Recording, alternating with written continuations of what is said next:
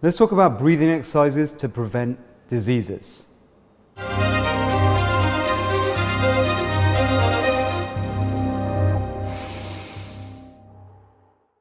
Remember to subscribe to our channel and hit the notifications button so that you never ever miss an episode. There are two distinct types of diseases. There are chronic diseases. These are ones that are associated usually with lifestyle, and a small component is genetics as well, which can take years to develop. These are things like inflammatory conditions, arthritis, asthma, autoimmune diseases like colitis, type 2 diabetes, type 1 diabetes, cancer.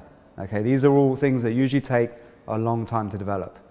Then there's acute diseases or infections, which are usually from like viruses, bacteria, which can actually cause a dramatic disturbance to your immune system, and you can actually, it can eat away, like a bacterial infection can eat away at your skin, or a virus can cause a lot of problems, nerve damage and all sorts of issues from within in a very short space of time. There's a big difference between acute and chronic disease, okay? So acute diseases, infections, can actually be prevented by very simple breathing exercise, and that's just being mindful of normal breathing. And although we can't make any claims that you can cure or treat any acute infection, okay, there is enough evidence to suggest that you can definitely reduce your risk by taking control of your breath. And the first simple way is to understand the difference between nasal breathing and mouth breathing. When you breathe from your mouth, okay, you disrupt the oxygen carbon dioxide ratio in your system, and this causes stress, especially if you breathe into your chest, okay? But your nose is what's designed for breathing. When you breathe into your nose and into your diaphragm, okay, nasal breathing, you actually produce nitric oxide. And nitric oxide has been shown in numerous studies to be antiviral, antibacterial, antimicrobial. It's an anti-inflammatory. It's also, it reduces blood pressure, it's vasodilator, it's a bronchodilator, and it's a remarkable gas that we only produce when we nasal breathe, okay? So just switching from mouth breathing to nasal breathing can help you from getting things like cold, flus, and other viral infections that may be floating around. And also nasal breathing and taking control of your breath, all the things that we talk about in our SOMA Breath courses will help you improve your immune health, and your immune health is paramount to fighting off acute infections, so that if you do get an infection, it doesn't last that long. Your body knows how to deal with it. And then later on, you have natural immunity to that infection. Now, chronic diseases, on the other hand, is a whole different matter. Chronic diseases, which are usually a result of poor lifestyle or stress, emotional stress, trauma, things like that, that can take a long time to develop, you need to take a more holistic approach. But the breathing, I would say, is very, very important, if not the most important first step to taking control over this. So I'm somebody I had an autoimmune disease years ago. I managed to overcome it, and using pranayama was one of the big parts of it. Pranayama is just a branch, actually, of yoga. The entire yoga system is a holistic system designed to help you stay happy, healthy, and strong and resilient to stress and at your best, so that you actually don't get sick, you live a longer time, okay? And it was developed by studying animals in nature. They saw a relationship between animals that live a long time and their breathing rates versus animals that don't live a long time, okay, and how they breathe. So animals that don't live a long time, like rats and mice, they actually only live up to a year, and they have very fast breathing rates, up to 150 breaths per minute, okay? Animals that live a very long time, like elephants, turtles, and whales, they actually have very slow breathing rates, like less than 4 breaths per minute, okay? And a whale, for example, can live up over 200 years, okay? But there's some weird anomalies to this whole rule. The naked mole rat. The naked mole rat lives primarily underground in a hypoxic condition where it has low oxygen environment, and it can hold its breath for up to 18 minutes at a time. And guess what? It lives up to 30 years free of disease. That's remarkable. So scientists even tried to give it diseases, and it doesn't get disease. It's really hard for it to make it sick. And also, it's like it's defied aging. The aging process has reversed it. So, what is the difference here? Well, it's how it holds its breath and its ability to use oxygen. Same thing goes for whales. Whales can hold their breath for 2 hours at a time. That's right.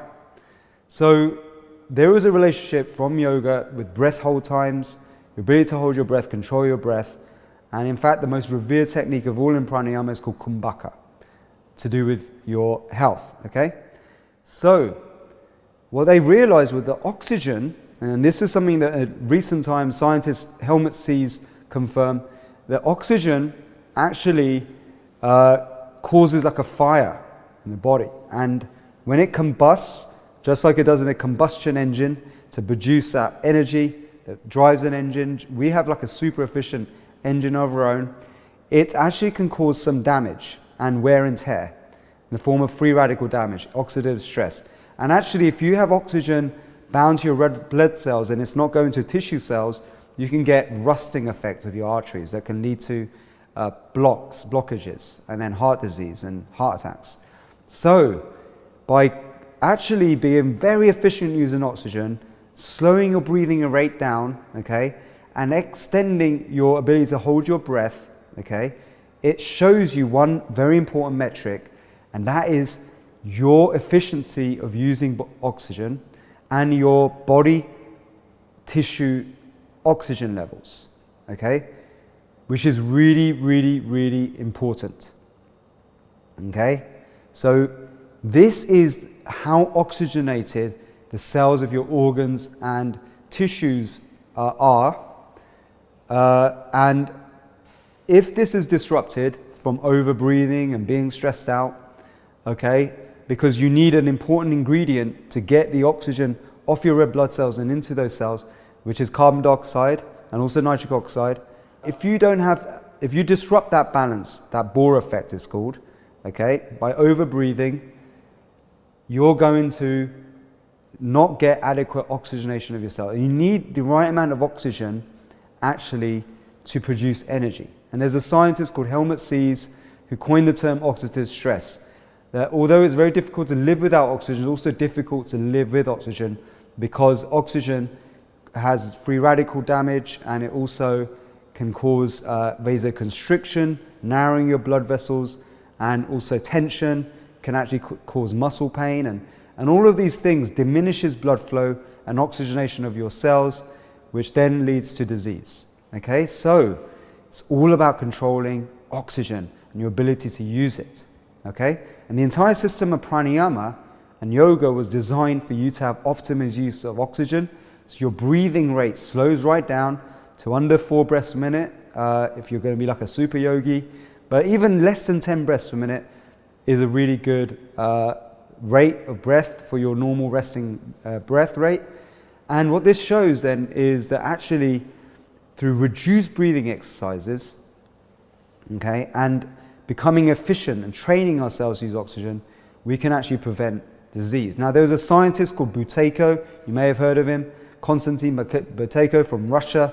He developed the Butaker Method. He did lots and lots of research. He tried to fix his own hypertension, but he studied also pranayama and yoga to figure all this stuff out. And he's done lots of great research in it. In SOMA Breath, we've actually gone right to source and also put the science behind it and developed even more advanced techniques with music and tech and audio technology that makes the whole process more fun and enjoyable. All right? And we also have courses where we go into all of this stuff in much more depth and the exact techniques. I'm going to leave you with a simple technique that you can do. Well, there's 2 things you can do right now to actually measure your state of health, and then this gives you a metric firstly to measure your progress, And then I'm going to talk to you about our trademark signature technique, the SOMA Awakening technique, that is going to help you prevent diseases by optimizing your oxygen utilization. So the first method of checking in with your health is the breath hold time. This is your ability to hold your breath comfortably, where you're not gasping for air after you've held your breath. And you do the breath hold after the exhalation. So you breathe in, out through your nose. You've got to do this in a calm, relaxed way. Do it at the same time every single day for an accurate reading. First thing in the morning is best, within the first 10 minutes you wake up. And you're going to breathe in through your nose. Well, spend a minute just to relax and get into state so you're at normal state and your mind isn't full of thoughts. Then you breathe in and out, hold your breath, and hold it until you get that big urge to breathe the first one, but not like where you're gasping for air on your next inhale. Okay, hold it to that point. Your inhales afterwards shouldn't be a real struggle. There should just be normal inhales and exhales afterwards. Okay, if you're like needing to open your mouth to inhale again, it means you've gone too far. Okay, measure that. If your score is under 15 seconds, it means that there is something going on. Your body's struggling to fight some infection sometimes, or it could be that you're not very tolerant of carbon dioxide. It's your carbon dioxide levels that tells your brain to breathe again. So if you can't handle a good amount of carbon dioxide, if your sensitivity is too strong, then what happens is you won't be able to hold your breath very long time. But you can train this, okay? However, it can also be a sign that things are wrong with your cardiovascular system, especially if your score is under 10 seconds. That's when there's a sickness. And actually under 5 seconds has been shown to be associated with people who are really chronically sick and they may be about to die, okay? And you'll find that those people are hyperventilating a lot. So when you hyperventilate, you actually disrupt this carbon dioxide oxygen ratio, and you also mean that you don't get the oxygen where it needs to go. Hyperventilation is a serious issue. A lot of people do it naturally when they're under emotional stress. So taking control of your stress, dealing with stress, and then controlling hyperventilation, slowing your breathing down, becoming efficient using oxygen with reduced breathing techniques can actually prevent chronic hyperventilation from becoming a problem, especially also if you use your nose rather than your mouth to breathe. Okay, so these are things that are going to affect your breath hold time. How you breathe, if you breathe through your nose or your mouth, whether you hyperventilate, whether you're stressed out, all of these factors. If you eat the wrong food, the wrong diets, all going to affect your breath hold time. But you can actually start to work on improving your breath hold time. Firstly, you can do reduced breathing exercises. We actually teach a lot of these in our SOMA Breath course and in our instructor trainings. Butaker also has a lot of great knowledge on this and techniques for this. However, with SOMA Breath, we also go deep into the power of intermittent hypoxic training. And with intermittent hypoxic training, breath-based IHT, what you're doing is you're delivering a daily dose of intermittent hypoxia. This is a physiological state where you lower your oxygen for a brief period of time, and what this does is it forces your body to adapt to having less than normal oxygen. It also helps you have more carbon dioxide tolerance, and it also gets oxygen rapidly going into your cells of your tissues and your organs, your muscles, okay? So with this one technique which we've developed called the SOMA Breath Awakening technique, which we use music to actually drive the whole process and make the whole thing more fun and enjoyable, combined with guided imagery, visualization, as well as powerful techniques for reducing your oxygen and also for creating this intermittent hypoxia, is profound. We have incredible results with this, and we have a whole protocol for this inside our 21-day Awakening protocol, which you can check out. So if you want to learn more about that, click on the links in the description and check out BreathFit, because that really goes deep into breath hold times, how we can improve this so that you can become healthier, fitter, happier, stronger, and more enthusiasm for life. That's right. Click on the link in the description box below this video to get access to the full masterclass where you get lots more free tips and resources. Remember to subscribe to our channel and hit the notifications button so that you never ever miss an episode.